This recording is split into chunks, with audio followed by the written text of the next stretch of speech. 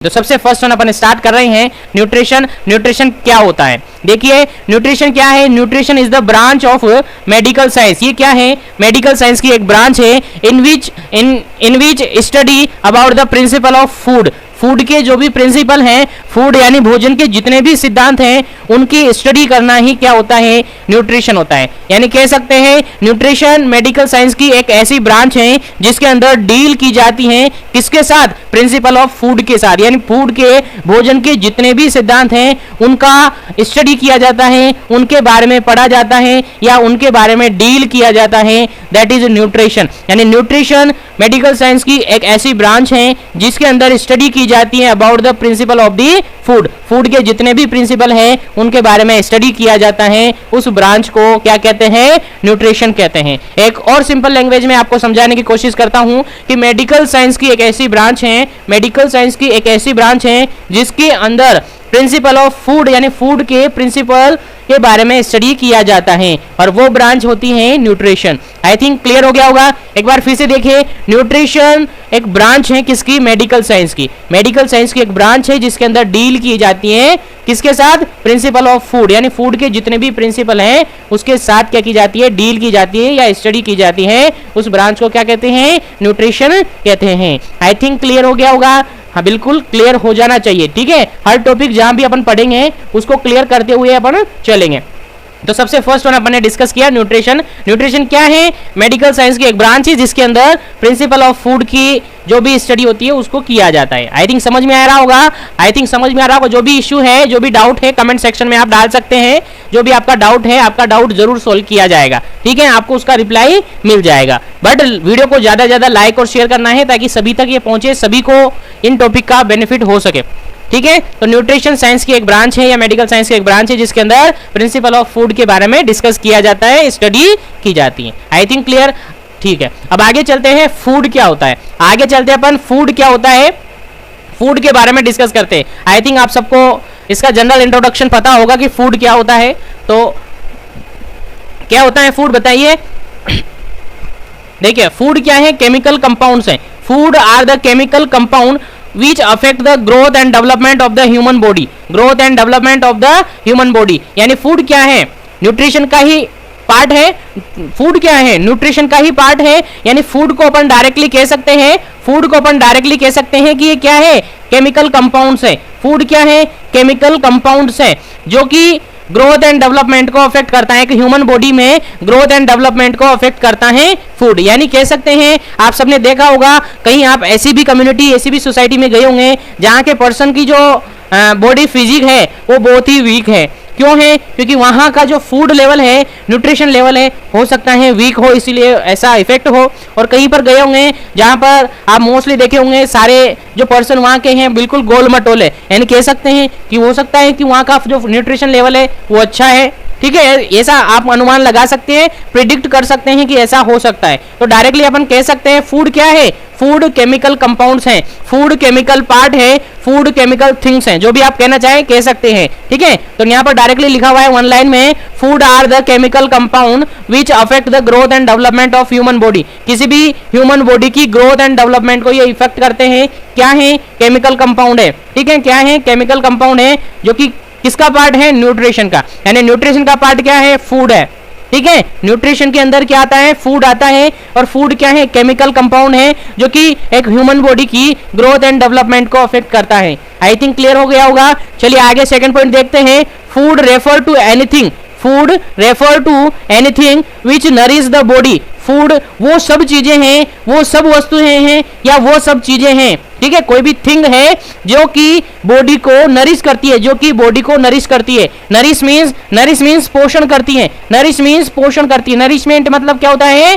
पोषण करना। न्यूट्रिशन क्या होता है? पोषण ही होता है। यानी कि वो सभी थिंग्स, वो सभी एनीथिंग, कुछ भी आप मान सकते हैं, फ्रूट मान सकते हैं या एनीथिंग जो भी आप कह सकते हैं वो है। ठीक है, यानी उसको खाने से आपकी बॉडी को क्या मिलता है? नरिशमेंट मिलता है, न्यूट्रिएंट्स मिलते हैं। That is food. क्या है वो? फूड है। यानी food refer to anything which nourish the body, यानी कि ह्यूमन बॉडी को क्या देता है, नरिशमेंट देता है, वो पोषण देता है। नरिश मीन्स क्या होता है, पोषण देना है, पोषक तत्व देना है, ठीक है, यानी न्यूट्रिएंट्स प्रोवाइड करना है। वो शब्द वो एनीथिंग, जो भी कुछ आप कह सकते हैं, जो भी कुछ हो, एनीथिंग आप कह सकते हैं, यानी food refer to anything, anything that nourish the body, जो कि क्या करता है, बॉडी को क्या करता है, नरिश करता है, यानी पोषण प्रदान करता है। उन सबको क्या कहते हैं, फूड कह सकते हैं। उन सबको क्या कह सकते हैं, फूड कह सकते हैं। आई थिंक यहां तक क्लियर हो गया होगा। देखिए मैं हर एक चीज को थोड़ा सा 2 से 3 बार रिपीट कर रहा हूं, ताकि आपको एट द टाइम जब आप क्लास ले रहे हैं उसी टाइम ये चीजें याद रह जाए, क्योंकि इतना डिफिकल्ट नहीं है। अब आप कहेंगे कि सर हमें याद नहीं रहता है, तो देखिए आपको याद रहे या नहीं रहे, लेकिन आपको पढ़ना है, पढ़ने की जिम्मेदारी आप खुद ले, याद रखने की जिम्मेदारी आपका खुद माइंड है। जितनी बार आप रिपीट करेंगे उतनी ही अच्छी तरीके से आपको वो याद रहेगा, ठीक है। तो आई थिंक दोनों पॉइंट आपको क्लियर हो गए फूड के रिगार्डिंग। थर्ड पॉइंट हम डिस्कस करते हैं फूड के रिगार्डिंग। थर्ड पॉइंट हम डिस्कस करते हैं, देखिए food include solid, semi solid और लिक्विड। फूड के अंदर क्या क्या हो सकते हैं, सेमी सॉलिड, सॉलिड पार्ट भी हो सकता है, सेमी सॉलिड पार्ट भी हो सकता है, और लिक्विड पार्ट भी हो सकता है। तो फूड कितने टाइप से कह सकते हैं अपन, कि फूड सॉलिड भी हो सकता है, फूड सेमी सॉलिड भी हो सकता है, और फूड लिक्विड भी हो सकता है, which can be consumed to keep us healthy, जिसको अपन क्या करते हैं, कंज्यूम करते हैं, जो कि हमें क्या करता है, हेल्थ प्रदान करता है, हेल्थ प्रोवाइड करता है, यानी हमें हेल्दी रखता है। यानी क्या कह सकते हैं, फूड सॉलिड भी हो सकता है, सेमी सॉलिड भी हो सकता है। सेमी सॉलिड मतलब बीच का, यानी ना तो वो सॉलिड है ना ही वो लिक्विड है, दोनों का बिटवीन पार्ट है, यानी सॉलिड और सेमी सॉलिड का बीच वाला हिस्सा है। अगर फूड सॉलिड है, सेमी सॉलिड है और लिक्विड है, जिसको हम कंज्यूम करते हैं यानी खाते हैं, खाने के बाद वो हमें क्या देते हैं, नरिशमेंट देते हैं, और वो नरिशमेंट, वो पोषण हमें क्या देता है, हेल्थ प्रोवाइड करता है। यानी हम उसको खाकर क्या प्रोवाइड करते हैं, हम उसको खा लेते हैं, जिससे हम क्या हो जाते हैं, हेल्दी रहते हैं। यानी सिंपल सी लैंग्वेज में कह सकते हैं फूड इंक्लूड, फूड के अंदर हम सॉलिड भी मान सकते हैं, जैसे कि ब्रेड वगैरह आप खाते हैं तो सॉलिड में आते हैं। सेमी सॉलिड में आप जैसे कि कोई ब्रेकफास्ट के अंदर लिक्विड और सॉलिड वाला पार्ट लेते हैं, वो मान सकते हैं। और लिक्विड में आप जैसे कि ड्रिंक वगैरह ले लिया, आपने मिल्क ले लिया, वो भी एक तरीके से फूड के अंदर ही इंक्लूडेड है। हाँ, वो फूड के अंदर ही इंक्लूडेड होता है, जिसको हम कंज्यूम करते हैं, और कंज्यूम करने से हमें क्या मिलती है, हेल्थ मिलती है। यानी हम उसको खाकर, उसको पी के क्या होते हैं, हेल्दी हो जाते हैं। यानी anything eaten by human that provide nourish, that is क्या है, न्यूट्रिशन है। यानी कह सकते हैं कुछ भी है, एनीथिंग है, जिसको एक ह्यूमन खाता है, एक ह्यूमन उसको लेता है, ड्रिंक करता है, पीता है या फिर खाता है, खाने से या पीने से उसको नरिशमेंट मिलता है, पोषण मिलता है, जिससे वो क्या हो जाता है, हेल्दी रहता है, उसको क्या कहेंगे अपन, फूड कहेंगे।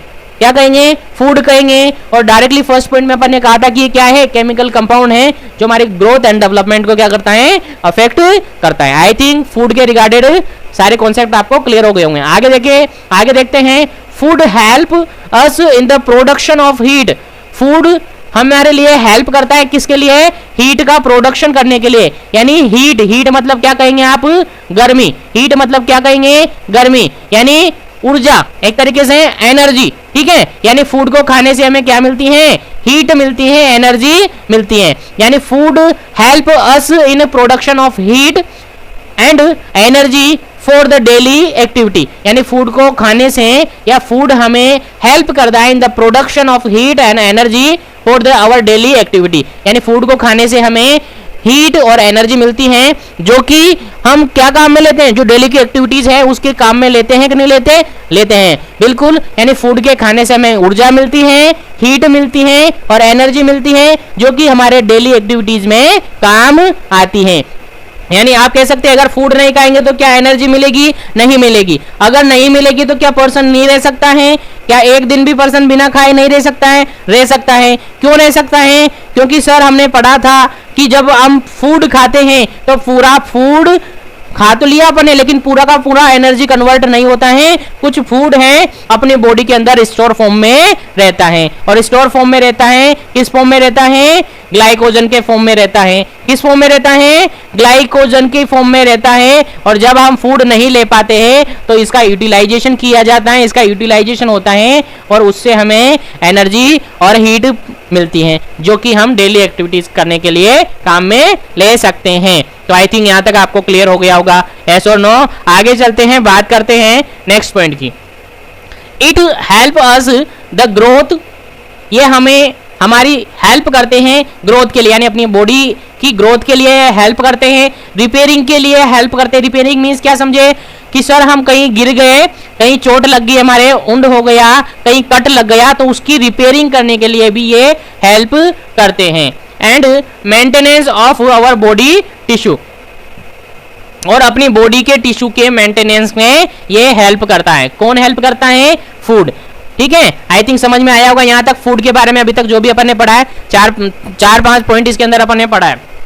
फर्स्ट पॉइंट अपन ने पढ़ा है, देखिए साथ में थोड़ा सा समराइज कर ले ताकि आपको एक बार फिर से ये याद हो जाए। देखिए फर्स्ट पॉइंट अपन ने पढ़ा है कि क्या है, केमिकल कंपाउंड है जो कि अपनी बॉडी को ग्रोथ एंड डेवलपमेंट प्रोवाइड करता है, यानी ह्यूमन बॉडी को क्या करता है, ह्यूमन बॉडी को क्या करता है, ग्रोथ एंड डेवलपमेंट प्रोवाइड करता है। सेकंड पॉइंट अपन देखें तो फूड एनीथिंग वो सब है जो कि अपनी बॉडी को क्या करता है, नरिश प्रोवाइड करता है। नरिश मींस पोषण प्रोवाइड करता है। ठीक है, आगे देखें, food include solid, semi solid, liquid. Food के अंदर हो सकता है क्या क्या, सॉलिड भी हो सकता है, सेमी सॉलिड भी हो सकता है और लिक्विड भी हो सकता है। विच कैन बी कंज्यूम्ड अस, जिसको हम कंज्यूम करते हैं और हम क्या रहते हैं, हेल्दी रहते हैं। उसके बाद नेक्स्ट पॉइंट हम डिस्कस करें तो food help us production of heat and energy for our daily activity, यानी फूड क्या प्रोवाइड करता है हमें, हीट और एनर्जी प्रोवाइड करता है for the daily activity. Daily activity को करने के लिए क्या प्रोवाइड करता है, हीट और एनर्जी प्रोवाइड करता है। उसके बाद लास्ट पॉइंट हमने डिस्कस किया कि इट हेल्प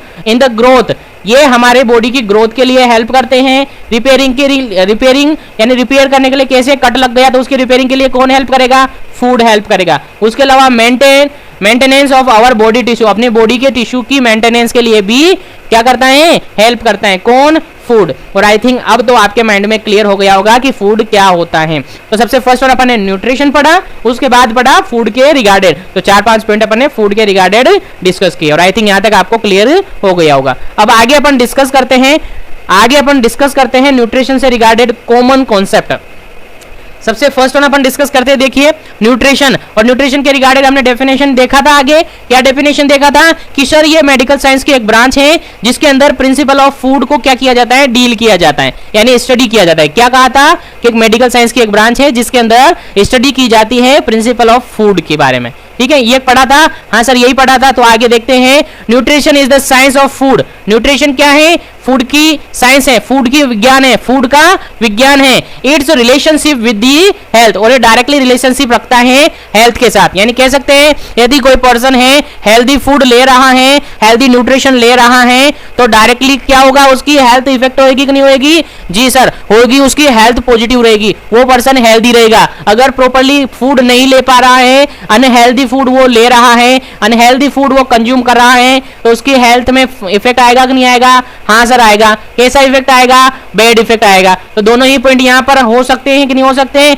हाँ सर हो सकते हैं। अगर पर्सन क्या ले रहा है, हेल्दी फूड ले रहा है, अगर पर्सन हेल्दी फूड ले रहा है तो वो हेल्दी रहेगा कि नहीं रहेगा, हाँ सर वो हेल्दी रहेगा। अगर पर्सन अनहेल्दी फूड ले रहा है, क्या ले रहा है, अनहेल्दी फूड ले रहा है, तो उस पर्सन की हेल्थ कैसी रहेगी, लो रहेगी। उस पर्सन की हेल्थ क्या रहेगी, लो रहेगी। उस पर्सन की हेल्थ क्या रहेगी, लो रहेगी। आई थिंक यहाँ तक क्लियर हुआ कि नहीं हुआ, हाँ सर क्लियर हो गया है। आगे बढ़ते हैं, चलिए आगे बढ़ते हैं। अपन लिखा हुआ यहाँ पर लाइन लिखी हुई है, देखिए समझने की कोशिश करें लाइन क्या लिखी हुई है और आगे क्या अपन पढ़ने वाले। देखिए, following 3 processes are involved. Following 3 processes are involved in the utilization of food in our body. यानी कुछ अलग अलग प्रोसेस होती है अपनी बॉडी के अंदर, जो कि जब भी अपन फूड खाते हैं, यानी एट द टाइम जब फूड आपके सामने है, अब उसको जैसे ही आप खाते हैं, खाने के बाद उस फूड के साथ क्या क्या होता है उसके बारे में है कि बेसिकली 3 प्रोसेस यहाँ पर होती हैं। बेसिकली 3 प्रोसेस यहाँ पर होती हैं जिससे आपको क्या मिलता है, न्यूट्रिशन मिलता है। यानी फूड को खाया और फूड को खाने के बाद आपको न्यूट्रिएंट्स उससे मिले। तो कौन कौन सी प्रोसेस होती हैं, आई थिंक सब इन प्रोसेस के बारे में पढ़ चुके हैं ऑलरेडी, आप सबको पता है। डाइजेस्टिव सिस्टम के बारे में आपने डिटेल से पढ़ा हुआ है, तो सब इसके बारे में जान सकते हैं और सबको इसके बारे में पता होगा। हम सिलेबस को कवर करते हुए बढ़ रहे हैं, तो ये सारी चीजें हमें पढ़नी होगी क्योंकि इन पर आपके रिगार्डेड, आपके सिलेबस के रिगार्डिंग इनसे डायरेक्टली क्वेश्चन पूछा जाता है। तो आज की जो अपनी क्लास डिस्कस कर रहे हैं वो केवल इंट्रोडक्शन पढ़ रहे हैं, बाकी आगे अपन कंटिन्यूअसली न्यूट्रिशन के रिगार्डेड अलग अलग जो इंपॉर्टेंट टॉपिक हैं आपके सिलेबस के अकॉर्डिंग उनके बारे में डिस्कस करेंगे। तो देखिए सबसे फर्स्ट वन प्रोसेस है इंजेशन। देखिए नाम से मीनिंग निकल रहा है इंजेशन। इंजेशन मतलब इंजेस्ट करना, यानी फूड को लेना, यानी आप यहाँ हो, आपके सामने आपका फूड रखा है, ये आपकी थाली है, फूड रखा है, तो इस थाली से ये रोटी है, इस रोटी को या चपाती है या फिर जो भी एनीथिंग चावल है, जो भी कुछ भी है, इसको आपने खाया, यानी बाय माउथ आपने उसको लिया। That process is known as ingestion. That process is known as ingestion, यानी साफ साफ यहाँ पर लिखा हुआ है it implies intake of food.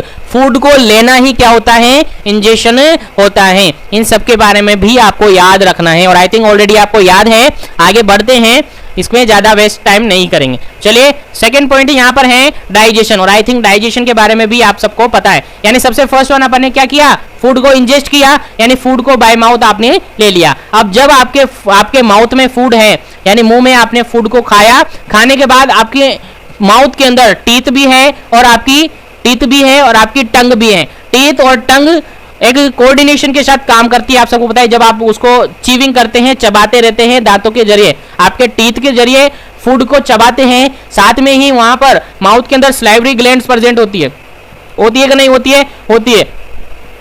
Salivary gland से कुछ सिक्रेशन होता है, उनमें कुछ एंजाइम प्रेजेंट होता है। कौन सा एंजाइम प्रेजेंट होता है स्लाइवा में?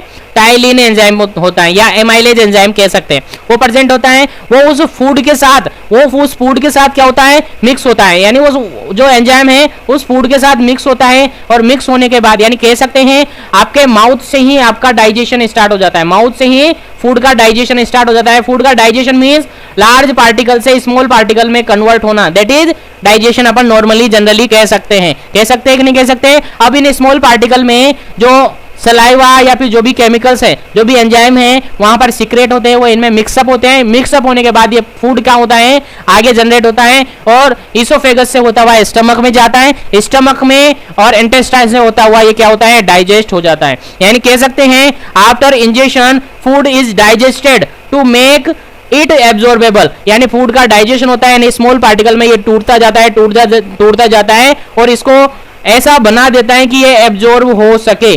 फूड को ऐसा बना दिया जाता है कि ये क्या हो सके, एब्जॉर्ब हो सके, और साथ ही इसके अंदर जो भी लिक्विड है, जो भी केमिकल्स हैं, जो भी एंजाइम है, वो मिक्सअप हो जाते हैं। ठीक है, यानी माउथ के अंदर एमाइलेज और टाइलिन एंजाइम प्रेजेंट होता है, वो मिक्सअप हो जाता है। आगे जाकर वो स्टमक में जाता है, स्टमक में HCl सीक्रेट होता है, तो उसके साथ मिक्सअप हो जाता है, जो कि फूड की सिक्योरिटी करने लग जाता है, उसको एसिडिक मीडियम प्रोवाइड करता है। उसके बाद स्टमक के बाद इंटेस्टाइन में फूड जाता है, वहां पर भी गैस्ट्रिक जूस वगैरह आते हैं। गैस्ट्रिक जूस के बाद इंटेस्टाइनल जूस आते हैं, वो सब मिक्सअप हो जाते हैं। और मिक्सअप होने के बाद क्या होता है, उस फूड को एब्जॉर्बेबल फूड में कन्वर्ट कर देता है, और that process is known as digestion. I think clear हो गया होगा। चलिए आगे बात करते हैं अपन नेक्स्ट प्रोसेस की।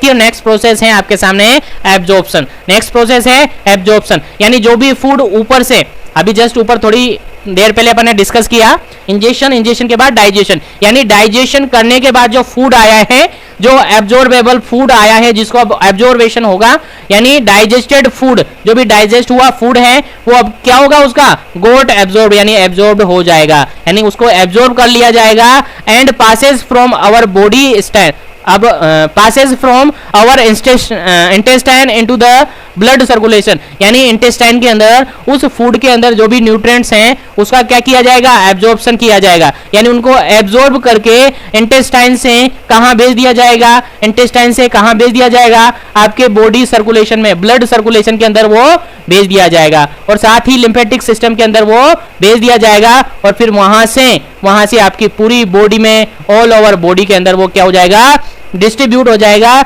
जिससे क्या होगा, जिससे आगे क्या होगा, उसका मेटाबॉलिज्म होगा, फिर उसके साथ एनर्जी और हीट प्रोड्यूस होगी। I think absorption clear. हाँ सर, एब्जॉर्प्शन क्लियर हो गया कि डाइजेस्टेड जो भी फूड आएगा उसका एब्जॉर्प्शन होगा। एब्जॉर्प्शन होने के बाद इंटेस्टाइन के थ्रू इंटेस्टाइन से होता हुआ जो एब्जॉर्ब फूड है, एब्जॉर्प्शन कहाँ हुआ, इंटेस्टाइन में हुआ। इंटेस्टाइन से जो भी एब्जॉर्प्शन हुआ है वो ब्लड सर्कुलेशन और लिम्फेटिक सिस्टम में भेज दिया जाता है, जहां से वो आगे पूरी ऑल ओवर बॉडी में क्या हो जाता है, डिस्ट्रीब्यूट हो जाता है। आई थिंक क्लियर। चलिए, तो ये मेन 3 प्रोसेस थी। एक और नीचे प्रोसेस है, ये भी इसके अंदर पार्ट रखती हैं, मेटाबॉलिज्म। काफी इंपॉर्टेंट प्रोसेस है मेटाबॉलिज्म, जिसके अंदर आपने पढ़ा होगा मेटाबॉलिज्म के अंदर कैटाबॉलिज्म और एनाबॉलिज्म आता है। क्या आता है, कैटाबॉलिज्म और एनाबॉलिज्म आता है। और आई थिंक आप सबने ये क्लियरली पढ़ा होगा बायो केमिस्ट्री के अंदर, बायोकेमिस्ट्री के न्यूट्रिशन और बायोकेमिस्ट्री के अंदर आपने पढ़ा होगा, बीएससी नर्सिंग या जीएनएम नर्सिंग जो भी आपने किया होगा, डिटेल से इसके बारे में काफी कुछ पढ़ा होगा। लेकिन हम वो सब कुछ डिस्कस नहीं करेंगे, एक ब्रीफली जो भी आपके सिलेबस में उसको डिस्कस करेंगे, ज्यादा कुछ डिटेल हम नहीं जाएंगे, क्योंकि डिटेल से जाने का कोई फायदा नहीं है, क्योंकि अभी हम सिलेबस को कवर कर रहे हैं। बाकी जब अपना सिलेबस हो जाएगा तो काफी डिटेल आगे इनकी डिस्कस करेंगे, क्योंकि प्रैक्टिस सेट भी अपने को क्या करना है, इनका करना है। चलिए, मेटाबॉलिज्म की बात कर लेते हैं। तो मेटाबॉलिज्म क्या होता है, मेटाबॉलिज्म से क्या हो जाता है, जो भी फूड सर्कुलेशन के थ्रू आया है, अब उस सर्कुलेशन के थ्रू आने के बाद उसमें कुछ केमिकल चेंजेस होंगे, जिससे वो undertaking within the cell और लिविंग सेल तक वो जाएगा। और लिविंग सेल के अंदर कुछ सेलुलर प्रोसेस होती हैं, जो कि कन्वर्ट कर देती है किसको, जो भी फूड आया है, जो भी न्यूट्रिएंट्स आए हैं, एब्जॉर्ब हो गए, उनको क्या कर देती हैं, फ्यूल में कन्वर्ट कर देती हैं। यानी कह सकते हैं एनर्जी में क्या कर देती हैं, एनर्जी में कन्वर्ट कर देती है। कहां पर होता है ये सब कुछ, सेल्स के अंदर, लिविंग सेल्स के अंदर सेलुलर प्रोसेसेस होती हैं और वहां पर एनर्जी प्रोड्यूस हो जाती है। ठीक है, आई थिंक क्लियर हो गया होगा। पढ़ते हैं इसके बारे में क्या लिखा हुआ है, देखिए पढ़ते हैं।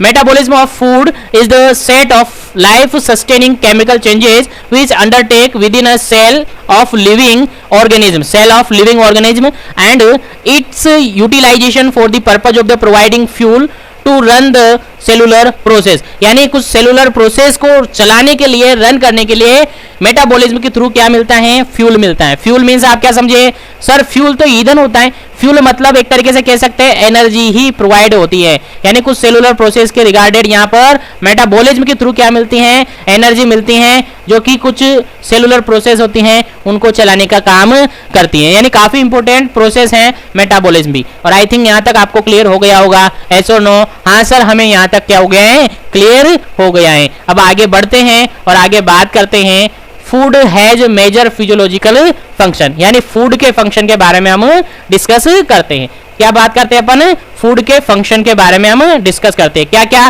फंक्शन होते हैं फूड के, मेजर फिजियोलॉजिकल फंक्शन की बात करें अभी अपन। किसकी बात कर रहे हैं, मेजर फिजियोलॉजिकल फंक्शन। यानी फूड एक फिजिकली बॉडी के अंदर क्या क्या फिजियोलॉजिकली फंक्शन करते हैं उसके बारे में अपन डिटेल से डिस्कस कर रहे हैं। ठीक है, तो फर्स्ट पॉइंट यहां पर देखिए यहां पर अपन इंट्रोडक्शन कर रहे हैं, बेसिक चीजें अपन पढ़ रहे हैं। और हो सकता है आप सबको ये ऑलरेडी से ही पता हो सकता है आप सबने पहले ही ये पढ़ी हुई है और ऑलमोस्ट सभी ने ये ऑलरेडी पढ़ी हुई है, क्योंकि न्यूट्रिशन काफी इंपॉर्टेंट सब्जेक्ट होता है और काफी इजी सब्जेक्ट होता है। तो ऑलमोस्ट सबको हो सकता है इनके बारे में पता हो। तो आपको बोर नहीं होना है, कंटिन्यूअसली क्लास को पढ़ते रहना है, क्योंकि इसी तरीके से अभी इंट्रोडक्शन अपन पढ़ने लगे हैं न्यूट्रिशन का।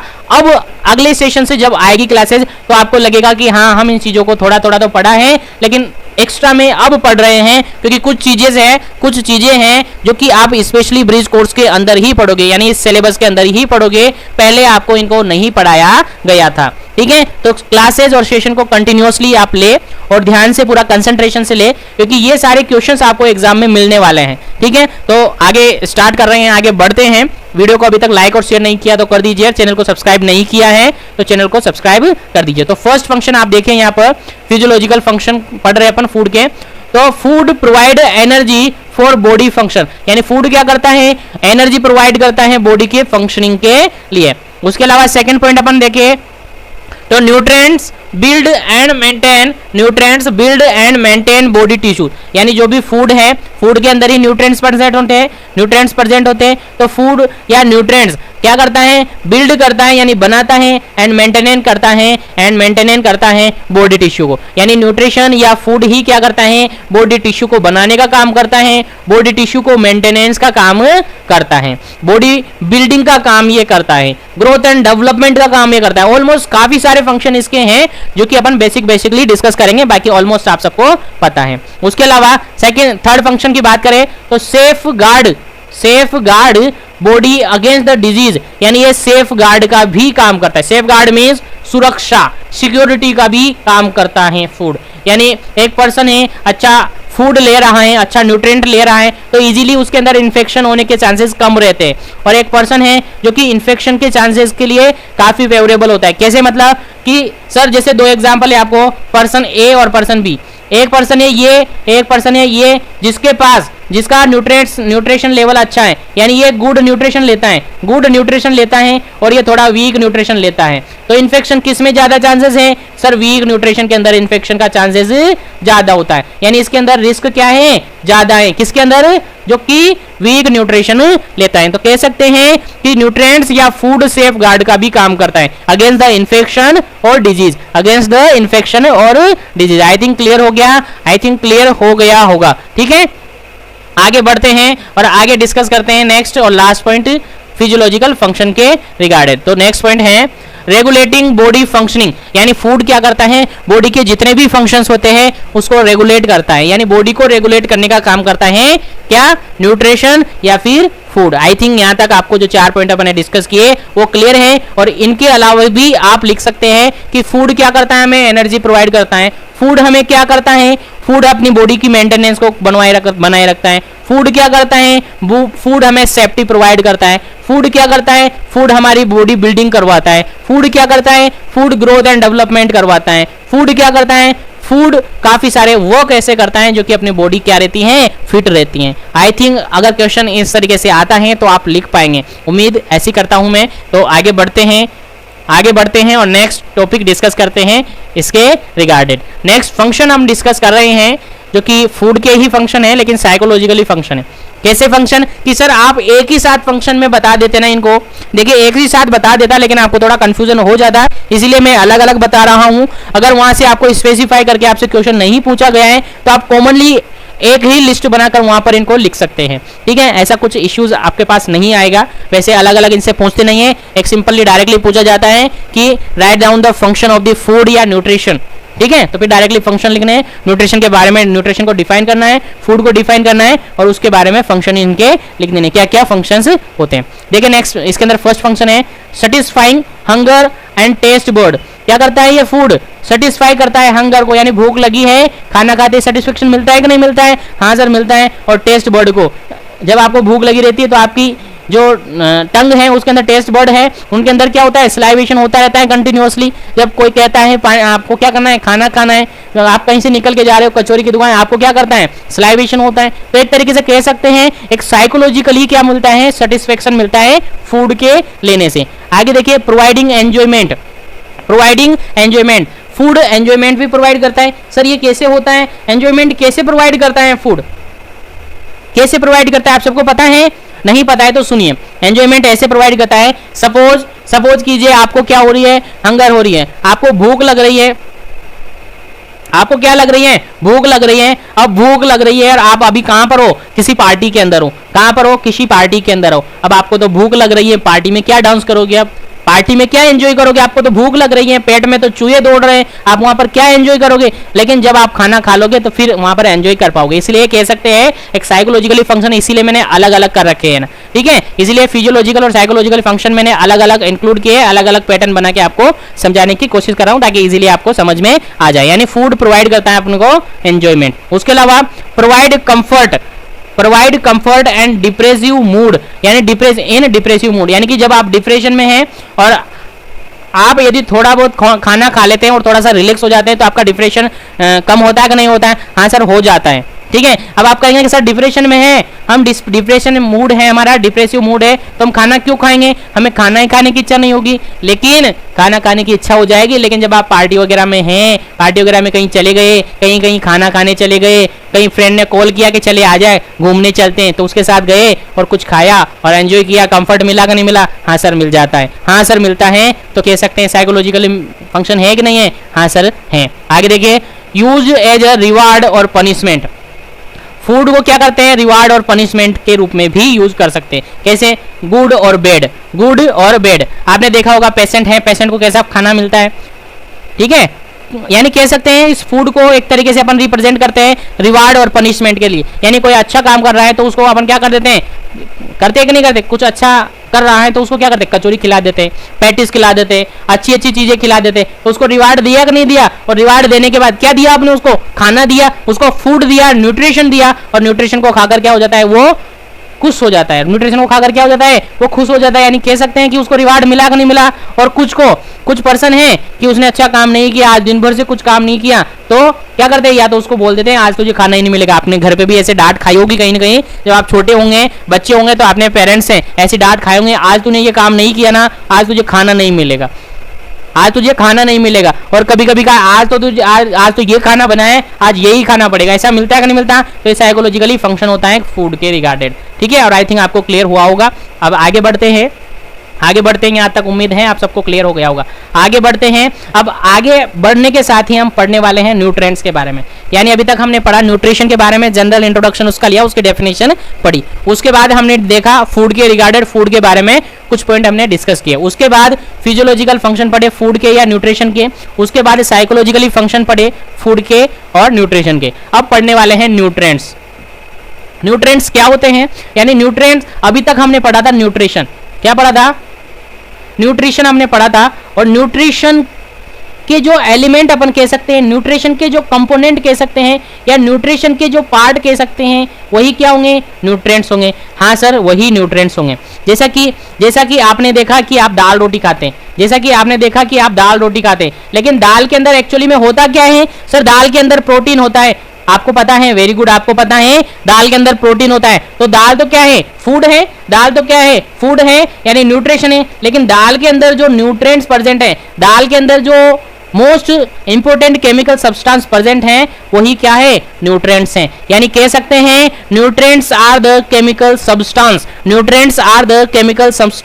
Contained in food. यानी फूड के अंदर प्रेजेंट होने वाले केमिकल सब्सटेंस को ही न्यूट्रिएंट्स कहते हैं। आई थिंक समझ आ गया होगा। जैसे एग्जांपल दिया मैंने कि आपके पास क्या है, दाल है, आपने दाल रोटी खाई, दाल के अंदर क्या प्रेजेंट होता है, प्रोटीन। तो प्रोटीन यहाँ पर क्या है, केमिकल सब्सटेंस है कि नहीं है, प्रोटीन क्या है, केमिकल सब्सटेंस है। किसके अंदर पाया गया, दाल के अंदर। दाल को हमने क्या बोला, न्यूट्रिशन बोला या फिर फूड बोला। यानी फूड के अंदर प्रेजेंट रहने वाले केमिकल सब्सटेंस को ही न्यूट्रिएंट्स कहते हैं। आई थिंक क्लियर हो गया होगा, बिल्कुल क्लियर हो गया होगा। चलिए सेकंड पॉइंट अपन डिस्कस करते हैं। There are a variety of nutrients which are supplied through the food. यानी यहाँ पर लिखा हुआ है साफ साफ कि फूड के अंदर वेराइटी ऑफ न्यूट्रिएंट्स प्रेजेंट होते हैं। फूड के अंदर अलग अलग न्यूट्रिएंट्स प्रेजेंट होते हैं जो कि फूड के थ्रू सप्लाइड होते हैं अपनी बॉडी के अंदर। यानी जो भी फूड आप खाते हैं उसके अंदर कुछ ना कुछ अलग अलग तरीके के न्यूट्रिएंट्स प्रेजेंट होते हैं। जैसे कि आपने दूध पिया, जैसे कि आपने एग्जांपल लिया, आपने क्या लिया, मिल्क आपने पिया। तो मिल्क पीने में, मिल्क क्या एक तरीके से न्यूट्रिशन का पार्ट बोल सकते हैं। न्यूट्रिशन है कि नहीं है, ये फूड के अंदर आता है कि नहीं आता है, हाँ सर ये फूड के अंदर आता है, न्यूट्रिशन के अंदर आता है। अब अपन बात करें कि न्यूट्रिशन के अंदर, इस फूड के अंदर, एक दूध के अंदर, मिल्क के अंदर क्या क्या न्यूट्रिएंट्स प्रेजेंट हो सकते हैं। तो इसके अंदर न्यूट्रिएंट्स प्रेजेंट होते हैं, कार्बोहाइड्रेट्स हो सकता है, प्रोटीन्स इसके अंदर होती है कि नहीं होती है, हाँ सर इसके अंदर प्रोटीन्स भी हो सकती है। तो मिल्क के अंदर कौन कौन से न्यूट्रिएंट्स प्रेजेंट हुए, कार्बोहाइड्रेट हुए, प्रोटीन्स हुई, फैट भी इसके अंदर प्रेजेंट होते हैं। यानी कार्बोहाइड्रेट और फैट इसके अंदर प्रेजेंट होता है, प्रोटीन स्मॉल अमाउंट में इसके अंदर कह सकते हैं, ठीक है। तो दूध के अंदर क्या क्या न्यूट्रिएंट्स प्रेजेंट हुए, कार्बोहाइड्रेट, प्रोटीन और फैट प्रेजेंट हुए कि नहीं हुए, हाँ सर हुए। तो ये जो कार्बोहाइड्रेट, प्रोटीन और फैट है वो तो आपके न्यूट्रिएंट्स हैं, और जो दूध है, मिल्क है, वो आपका न्यूट्रिशन या फूड है। आई थिंक अब तो क्लियर हो गया होगा, हाँ सर यहाँ तक हमें क्लियर हो गया है। आगे बढ़ते हैं, आगे बताइए क्या क्या इसके अंदर और होता है। तो आगे नेक्स्ट पॉइंट के बारे में हम डिस्कस करते हैं क्या क्या और इसके अंदर होता है। देखिए, nutrients play a critical role in health and disease condition. बिल्कुल, न्यूट्रिएंट्स क्या प्रोवाइड करते हैं, एक क्रिटिकली रोल प्रोवाइड करते हैं, एक बहुत ही महत्वपूर्ण रोल ये प्ले करते हैं। किसमें, हेल्थ और डिजीज कंडीशन में। हेल्थी कंडीशन में भी और डिजीज कंडीशन में भी जो न्यूट्रिएंट हैं वो काफी महत्वपूर्ण रोल प्ले करते हैं, यानी क्रिटिकल रोल प्ले करते हैं इन हेल्थ और डिजीज कंडीशन में। आई थिंक क्लियर। नेक्स्ट पॉइंट के बारे में डिस्कस करते हैं। Each nutrient performs specific function in body. यानी कि प्रत्येक न्यूट्रिएंट्स, जो अलग अलग प्रकार के nutrients, variety of nutrients present होते हैं, तो अलग अलग प्रकार के जो न्यूट्रिएंट्स प्रेजेंट होते हैं वो अलग अलग तरीके की बॉडी स्पेसिफिक फंक्शन प्रोवाइड करते हैं, अलग अलग स्पेसिफिक फंक्शन प्रोवाइड करते हैं अपनी बॉडी के अंदर, जिसको अपन आगे कंटिन्यूअसली पढ़ेंगे कि कौन सा न्यूट्रिएंट्स कौन सा फंक्शन प्ले करता है, कौन सा न्यूट्रिएंट कौन सा फंक्शन प्ले करता है। जैसे कि आप सबको पता है एनर्जी प्रोवाइडिंग फूड के अंदर सबसे फर्स्ट वन माना जाता है कार्बोहाइड्रेट, और एनर्जी गिविंग फूड की बात कर रहा हूं मैं, एनर्जी गिविंग फूड की मैं बात कर रहा हूं तो सबसे फर्स्ट वन इसमें माना जाता है कार्बोहाइड्रेट और फूड को, माना जाता है कि नहीं माना जाता है? हाँ सर, कार्बोहाइड्रेट और फूड को एनर्जी गिविंग फूड के अंदर माना जाता है। तो डिटेल से हम आगे पढ़ेंगे, ठीक है। अभी इतना याद रखिए कि डिफरेंट टाइप के जो न्यूट्रिएंट्स हैं वो डिफरेंट फंक्शन प्ले करते हैं, डिफरेंट फंक्शन प्ले करते हैं अलग अलग प्रकार के न्यूट्रिएंट। जैसे कार्बोहाइड्रेट और फैट को एनर्जी के लिए बोल सकते हैं, प्रोटीन और विटामिन को एक तरीके से कहते हैं सेल रिपेयरिंग के लिए बोल सकते हैं कि नहीं बोल सकते? हाँ सर। तो अलग अलग न्यूट्रिएंट्स अलग अलग प्रकार के फंक्शन या रोल प्ले करते हैं, कुछ स्पेसिफिक फंक्शन प्ले करते हैं, ठीक है। आगे समझ में आगे चलते हैं। Absence of particular nutrients can be called a specific deficiency disorder. यहाँ पर लिखा हुआ है कि कोई पर्टिकुलर न्यूट्रिएंट्स है, अगर एब्सेंस है या डेफिशिएंसी है, अगर एब्सेंस है या उसकी कमी हो गई है, डेफिशिएंसी है, तो उस पर्सन के अंदर, लाइक एक पर्सन है, ये पर्सन आपके सामने है, इस पर्सन के अंदर विटामिन सी की कमी हो गई, विटामिन सी की कमी होगी, डेफिशिएंसी होगी, तो इससे रिगार्डेड कुछ स्पेसिफिक डिजीज कंडीशन इसके अंदर हो सकती है। कौन सी होगी सर? स्कर्वी होती है। अगर इसके अंदर क्या हो गए, इसके अंदर प्रोटीन की कमी हो गई, तो आपने पढ़ा होगा पीईएम के बारे में, प्रोटीन एनर्जी माल न्यूट्रिशन के बारे में पढ़ा होगा। इसके अंदर आयोडीन की कमी होगी, तो आपने पढ़ा होगा गोइटर के बारे में। तो एक पर्टिकुलर जो न्यूट्रिएंट है वो एक पर्टिकुलर और स्पेसिफिक डेफिशिएंसी डिसऑर्डर कोज कर सकते हैं, यानी किसी पर्टिकुलर न्यूट्रिएंट की डेफिशिएंसी हो जाती है तो उससे रिगार्डेड कुछ स्पेसिफिक डेफिशिएंसी डिसऑर्डर उस पर्सन के अंदर हो सकते हैं। आई थिंक क्लियर। चलिए आगे बढ़ते हैं। आगे हैं most natural food you eat contain more than one nutrient, यानी नेचुरल फूड आप लेते हैं तो उस नेचुरल फूड के अंदर मोर देन न्यूट्रिएंट्स प्रेजेंट होते हैं। जैसे कि आप नेचुरल फूड प्रेजेंट खाते हैं घर पे, जहां पे नेचुरली जो फूड होता है उसके अंदर उसको ईट करते हैं, खाते हैं, तो उसके अंदर more than one nutrients present होता है। जैसे कि कुछ स्पेसिफाई आपने खाया, जैसे आपने खाया एग्जाम्पल के रूप में आपने एग खाया, एग में स्पेशली क्या कह सकते हैं, किसके अंदर most of the proteins present होता है। क्या प्रेजेंट होता है? Most of the protein present होता है। जैसे कि आपने दाल खाई, दाल में भी क्या होता है? प्रोटीन प्रेजेंट होता है। आपने क्या खाया? बटर खाया या मिल्क लिया, तो उसमें कार्बोहाइड्रेट और फैट प्रेजेंट होता है। तो आप जब जनरली और नेचुरल फूड लेते हैं तो उसके अंदर मोर देन न्यूट्रिएंट्स प्रेजेंट हो सकते हैं। जैसे कि आप फिश खाते हैं, फिश, ठीक है, मीट, फिश आप खाते हैं या मीट खाते हैं, तो उसके अंदर डिफरेंट टाइप के more than one nutrients present होते हैं कि नहीं होते? हाँ सर होते हैं। तो नेचुरल फूड के अंदर more than one nutrients present होते हैं। तो आई थिंक न्यूट्रिएंट्स के बारे में जो जनरल इंट्रोडक्शन हमने देखा वो आपको समझ आ गया होगा। आया कि नहीं आया? हाँ सर, इस जो अभी तक हमने पढ़ा है उसके बारे में जनरल इंट्रोडक्शन हमें समझ में आ गया है कि न्यूट्रिएंट्स क्या होते हैं, केमिकल सब्सटेंस होते हैं जो कि फूड के अंदर प्रेजेंट होते हैं। और फूड के अंदर वैरायटी ऑफ न्यूट्रिएंट्स, कई अलग अलग तरीके के न्यूट्रिएंट्स प्रेजेंट होते हैं।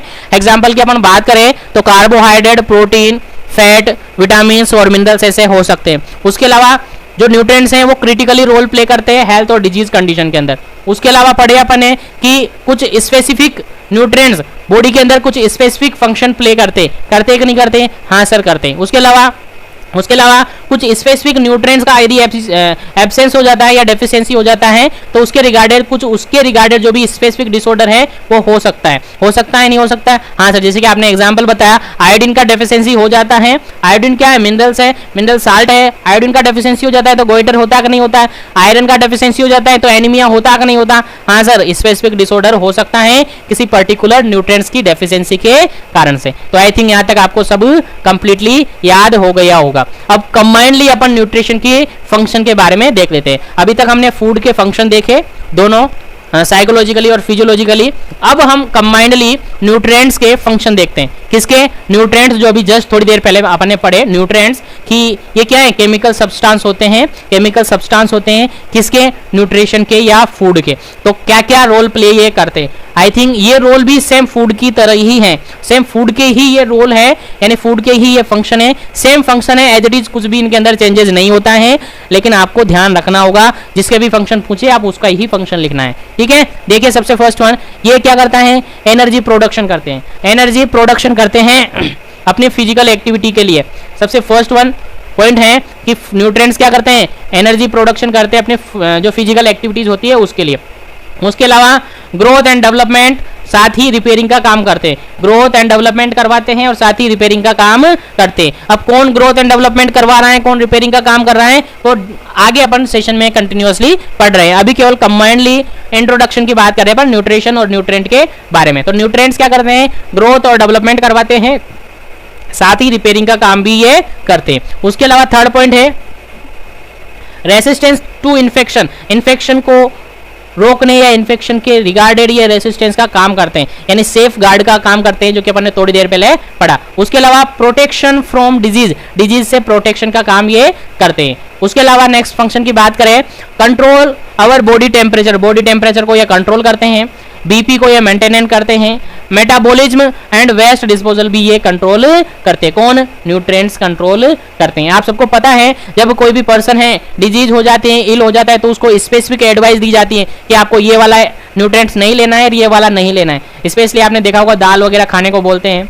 कुछ डिजीज करनी, जैसे किडनी से रिगार्डेड प्रॉब्लम हो जाती है तो प्रोटीन से रिगार्डेड उसको एडवाइस दी जाती है। अलग अलग दी जाती है कि नहीं दी जाती है? जैसे कि कोई को डायबिटीज हो जाता है तो उसको साल्ट रेस्ट्रिक्शन या शुगर रेस्ट्रिक्शन के लिए बोला जाता है कि नहीं बोला जाता? हाँ सर, ये सब कुछ होता है। आगे नेक्स्ट फंक्शन की बात करें, structure integrity of bone, bone की स्ट्रक्चर और इंटेग्रिटी को भी ये मेंटेन करते हैं। कौन कौन? आपने पढ़ा होगा मोस्टली कैल्शियम। कैल्शियम क्या है? मिनरल साल्ट है। और साथ ही क्या है? कैल्शियम के साथ ही क्या है? Vitamin D. विटामिन डी, कोलिकैल्सिफेरॉल जो विटामिन डी है वो बोन की इंटेग्रिटी और स्ट्रक्चर को बनाने का काम करते हैं। साथ ही मसल्स और टिश्यू के मेंटेनेंस का काम करते हैं। कौन? न्यूट्रिएंट्स। और आई थिंक ये सारे फंक्शन आपको समझ में आ गए होंगे। समझ में आए कि नहीं आए? हाँ सर, यहाँ तक तो हमें समझ में आ गए हैं, ठीक है। आ गए समझ में यहाँ तक? आगे बढ़ते हैं और अब डिस्कस करते हैं classification of nutrients. Classification of nutrients यानी न्यूट्रिएंट्स को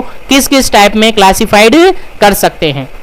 तो न्यूट्रिशन का इंट्रोडक्शन हम पढ़ रहे हैं और उसके अंदर अपने कुछ पॉइंट डिस्कस कर लिए और उम्मीद है अभी तक जो डिस्कस किया बने इस क्लास के अंदर वो आप सबको समझ में आएगा और आप सबको अच्छी तरीके से समझ में आ गई। चलिए आगे बढ़ते हैं और नेक्स्ट पॉइंट डिस्कस अपन करते हैं क्लासिफिकेशन या फिर टाइप ऑफ न्यूट्रिएंट्स, ठीक है। न्यूट्रिएंट्स का क्लासिफिकेशन या उसके टाइप्स हम डिस्कस करने वाले हैं, जिसके अंदर फर्स्ट बेसिस है, कुछ पर्टिकुलर बेस्ड मानकर अपन क्या करेंगे? क्लासिफिकेशन डिस्कस करेंगे, जिसके अंदर फर्स्ट बेस्ड है on the basis of functional classification. यानी फंक्शनल क्लासिफिकेशन की अपन बात करें तो 3 कैटेगरीज में फंक्शनल क्लासिफाइड किया हुआ है। 3 कैटेगरीज में इनको क्लासिफाइड किया हुआ है न्यूट्रिएंट को। किस किस कैटेगरीज के अंदर? फर्स्ट वन कैटेगरीज है energy providing food. Energy providing food कौन कौन से होते हैं? एनर्जी प्रोवाइडिंग फूड कौन कौन से होते हैं, जिसके अंदर कौन कौन से न्यूट्रिएंट्स प्रेजेंट होते हैं उसके बारे में देखते हैं। तो सबसे फर्स्ट वन इसके अंदर आप देखते हैं कार्बोहाइड्रेट। कार्बोहाइड्रेट जो कि मोस्ट कॉमन सोर्स है एनर्जी प्रोवाइडिंग का। अभी जस्ट पहले थोड़ी देर पहले मैंने आपसे कहा था कि कार्बोहाइड्रेट को मोस्ट कॉमन सोर्स माना जाता है एनर्जी प्रोवाइड करने के, ठीक है। यानी किसी पर्सन को एनर्जी की ज्यादा रिक्वायरमेंट है तो उसको क्या एडवाइस की जाती है कि आप ज्यादा क्या खाएं? कार्बोहाइड्रेट्स ले। डाइट में क्या ले? ज्यादा कार्बोहाइड्रेट्स ले, जिससे आपको ज्यादा एनर्जी की रिक्वायरमेंट जो है वो फुलफिल हो जाए। उसके अलावा फैट की बात करें तो फैट भी एनर्जी गिविंग फूड के अंदर आता है, एनर्जी प्रोवाइडिंग फूड के अंदर आता है। तो कह सकते हैं फैट क्या है? रिच सोर्स है एनर्जी का। एनर्जी का रिच सोर्स है फैट। ध्यान रखें, दोनों पॉइंट इंपॉर्टेंट हैं। फर्स्ट वन अपन ने डिस्कस किया एनर्जी गिविंग फूड के रिगार्डेड कार्बोहाइड्रेट जो कि मोस्ट कॉमन सोर्स है कार्बोहाइड्रेट एनर्जी का, ठीक है। एनर्जी का मोस्ट कॉमन सोर्स है। और फैट की बात करें तो फैट रिच सोर्स है एनर्जी का। क्या है? रिच सोर्स है एनर्जी का, ठीक है। उसके आगे अपन बात करें second classification, second category. Classification का सेकंड कैटेगरी अपन देखते हैं, और सेकंड कैटेगरी आपके पास है body building food. Body building food यानी कि ऐसा फूड जो कि बॉडी को क्या करे, बिल्डअप करे, बॉडी की बिल्डअप को बनाने का काम करे। दैट इज एग्जांपल है प्रोटीन। प्रोटीन ऐसा न्यूट्रिएंट्स है जो कि बॉडी बिल्ड के लिए काम में आता है। किस काम आता है, बॉडी बिल्ड के लिए काम आता है। आई थिंक क्लियर। तो तीन कैटेगरीज में यहाँ डिवाइड किया है फंक्शनल क्लासिफिकेशन के अंदर। फर्स्ट वन डिवाइड किया है एनर्जी गिविंग फूड या एनर्जी प्रोवाइडिंग फूड, जिसके अंदर कार्बोहाइड्रेट और फैट को इंक्लूड किया जाता है। उसके अलावा बॉडी बिल्डिंग फूड, और बॉडी बिल्डिंग फूड के अंदर इंक्लूड किया जाता है प्रोटीन को। और आगे है प्रोटेक्टिव फूड। देखिए यहाँ से कंपिटिटिव एग्जाम में क्वेश्चन आते हैं, तो जो भी कंपिटिटिव एग्जाम्स की प्रिपरेशन कर रहे हैं वो साथ में तैयार रहे, क्योंकि आपके लिए काफ़ी जल्दी अलग अलग से और बम्पर वैकेंसीज आने वाली हैं, जो कि आपको पता चल रहा होगा। अगर नहीं चला है तो चल जाएगा, जैसे ही वैकेंसी आएगी आपको अपडेट मिल जाएगा। देखिए सी यानी थर्ड कैटेगरी यहाँ पर है फंक्शनल क्लासिफिकेशन के अंदर प्रोटेक्ट फूड, यानी ऐसे फूड जो कि अपने को क्या प्रोवाइड करते हैं, प्रोटेक्शन प्रोवाइड करते हैं। वो हैं मिनरल्स और विटामिन। क्या है, मिनरल्स और विटामिन। तो तीन कैटेगरीज हमने पढ़ी अभी तक फंक्शनल क्लासिफिकेशन के अंदर। तीन कैटेगरीज पढ़ी फंक्शनल क्लासिफिकेशन के अंदर। तीन कैटेगरीज होती हैं। फर्स्ट वन कैटेगरी जिसके अंदर कार्बोहाइड्रेट और फैट आते हैं, ये क्या है, एनर्जी गिविंग फूड है। उसके बाद प्रोटीन है जो कि बॉडी बिल्डिंग फूड है। उसके बाद मिनरल्स और विटामिन हैं जो कि प्रोटेक्टिंग या प्रोटेक्टिव फूड माने जाते हैं। आई थिंक क्लियर हो गया होगा। अब आगे हम डिस्कस करते हैं second classification on the basis of source, यानी कौन सा फूड कहाँ से मिलता है उसका बेसिस को देखते हुए अपन डिस्कस करते हैं सोर्स के अकॉर्डिंग, यानी एनिमल सोर्स और प्लांट सोर्स। एनिमल से मिलने वाले फूड को एनिमल फूड बोलेंगे और प्लांट से मिलने वाले फूड को प्लांट फूड बोलेंगे। तो एनिमल सोर्स के अंदर जैसा कि मिल्क है, मीट है, चिकन है, फिश है और एग है, ये सब किससे मिलते हैं, एनिमल से मिलते हैं, इसीलिए इनको एनिमल सोर्स कहते हैं। उसके अलावा प्लांट से कौन कौन से मिलते हैं, लाइक फ्रूट है, वेजिटेबल है, सीरियल्स है, यानी सीरियल्स हैं, और उसके अलावा क्या है,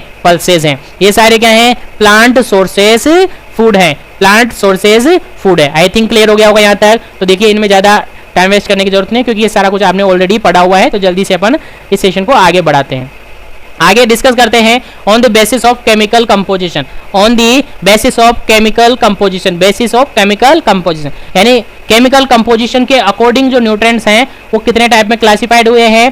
फर्स्ट वन है कार्बोहाइड्रेट, जिसको CHO कार्बोहाइड्रेट शॉर्ट में कह सकते हैं। अब ये आप कम्युनिटी हेल्थ ऑफिसर नहीं समझ ले, कम्युनिटी हेल्थ ऑफिसर इसको मत मानना, CHO से रिप्रेजेंट करता है कार्बोहाइड्रेट्स है। उसके अलावा फैट है, उसके अलावा प्रोटीन्स हैं, विटामिन हैं और मिनरल्स हैं। ये केमिकल कंपोजिशन के अकॉर्डिंग ये अलग अलग टाइप के न्यूट्रिएंट्स हैं। First one carbohydrate, second one fat, third one protein, fourth one vitamin और फिफ्थ वन मिनरल्स, ठीक है, और एक्सेट्रास। ठीक है, यहां तक आई थिंक आपको क्लियर हो गया होगा। आगे हम डिस्कस करते हैं। आगे जो ब्लू कलर लाइन आपको दिख रही है उसके अंदर क्या लिखा हुआ है, there are two types of nutrients required to have proper growth and development in human being, यानी कि एक ह्यूमन बीइंग की ग्रोथ एंड डेवलपमेंट के regarded most of the two nutrient हैं जो कि होने चाहिए। मोस्ट ऑफ दी ऐसे टू न्यूट्रिएंट्स हैं, टू टाइप के न्यूट्रिएंट्स हैं जो कि ग्रोथ एंड डेवलपमेंट को मेंटेन करने का काम करते हैं। डायरेक्टली कह सकते हैं कि दो टाइप के न्यूट्रिएंट्स ऐसे रिक्वायर होते हैं, जरूरत होती हैं,